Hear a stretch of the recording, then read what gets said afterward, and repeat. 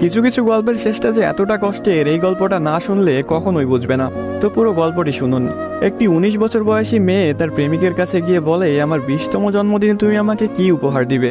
ছেলেটি মুচকি হেসে বলল, এখনো তো অনেক সময় আছে, আর সময় হলে তুমি তোমার জন্মদিনের উপহার পেয়ে যাবে। বেশ কিছুদিন যাওয়ার পর একদিন হঠাৎ করে এই মেয়েটি অজ্ঞান হয়ে যায়। বাসার সবাই বেশ অস্থির হয়ে যায়, কিছুই বুঝে উঠতে পারছিল না কেউ কি হয়েছে মেয়েটার। তারপর সবাই মিলে তাকে হাসপাতালে নিয়ে গেল। হাসপাতালের ডাক্তার অনেক পরীক্ষা নিরীক্ষা করার পর তার পরিবারকে জানালো, সাদিয়ার হার্টে একটা ছিদ্র ধরা পড়েছে।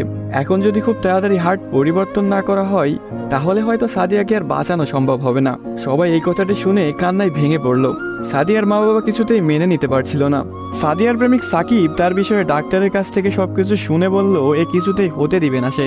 তারপর সাকিব মেয়েটির রুমে গেল, দেখলো তার ভালোবাসার মানুষটি বিছানায় শুয়ে আছে।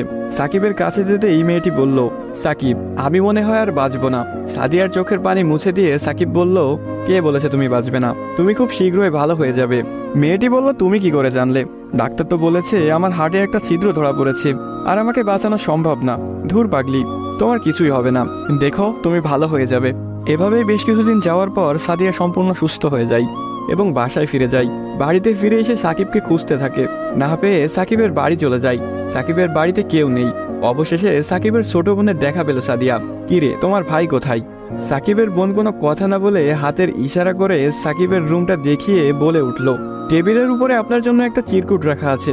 সাদিয়া কথাটি শুনে রুমে গিয়ে চিরকুট হাতে নিয়ে পড়তে শুরু করলো। প্রিয়তমা, আমি জানি যেদিন তুমি এই চিরকুটটি হাতে পাবে সেদিন তুমি সম্পূর্ণ সুস্থ হয়ে যাবে, সবকিছু ঠিক হয়ে যাবে আগের মতো, যেমনটা আমি তোমাকে বলেছিলাম। আমি বলেছিলাম না কিছু হবে না, দেখছো তাই হয়েছে। তুমি আমার কাছে 20তম জন্মদিনের উপহার চেয়েছিলে না? অনেক ভেবেছি, কিন্তু তোমাকে কি উপহার দিব ভেবে পাচ্ছিলাম না। তোমার অসুস্থতার কথা যখন ডাক্তারের কাছ থেকে শুনলাম, যখন বললো একটা হার্ট খুঁজতেছিল, তখন মনে হলো তোমার জন্য এর চাইতে ভালো কোনো উপহার হয় না।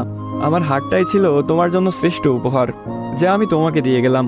মন খারাপ করো না, আমি আকাশের ওই উপর থেকে তোমাকে সব সময় দেখব।